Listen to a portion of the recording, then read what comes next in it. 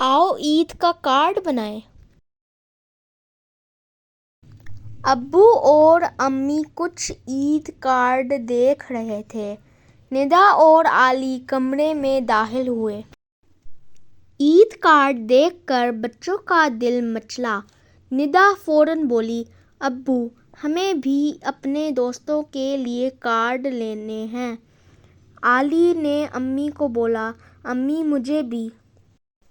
अम्मी बोली, देखो बेटा, हम इस दफ़ा बहुत ही करीबी रिश्तेदारों को ईद कार्ड भेज रहे हैं।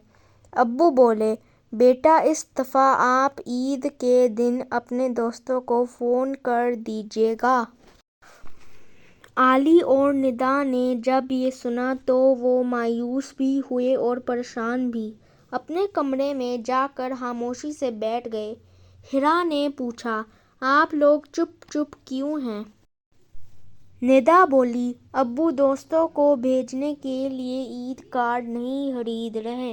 दादा कहने लगे तो खुद बना लीजिए। आली फौरन बोला, हाँ, हमारी मिस ने कार्ड बनाने का तरीका बताया था।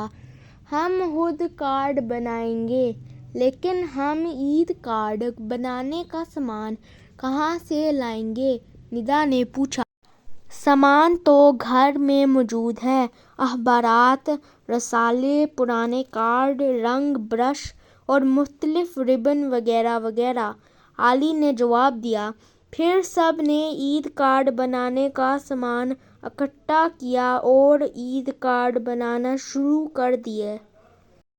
आली ने बंदर की तस्वीर कार्ड पर चिपकाते हुए कहा, ये मैं साकिब को भेजूंगा और उस तस्वीर के नीचे लिखूंगा, सवैयां कम खाओ।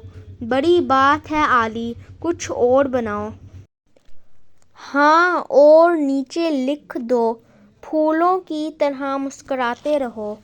भाई जान ये फूल चिपका दीजिए। आली ने इनका शुक्रिया अदा किया।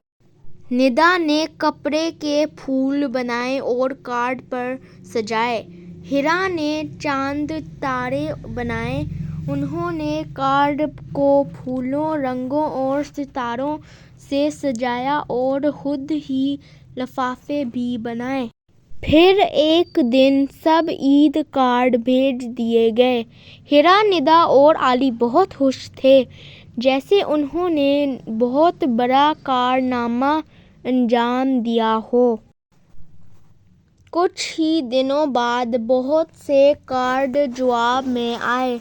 बच्चे कार्ड देखकर बहुत खुश हुए। कितने प्यारे कार्ड हैं, हिरा बोली। ईद के दिन हम इन्हें सजाएंगे। देखो आली, सब ने कार्ड खुद बनाए हैं। बच्चे कार्ड देखने में मसरूफ़ थे कि अम्मी और अब्बू कमरे में दाखिल हुए। अम्मी बोलीं, बच्चों ईद कार्ड भेजने का बहुत शुक्रिया। आपको भी ईद मुबारक हो। लेकिन आपने ये कार्ड कब खरीदे? अब्बू ने कार्ड देखते हुए पूछा। ये कार्ड हमने खुद बनाए हैं, हिरा बोली। अब्बू ने बोला, सच?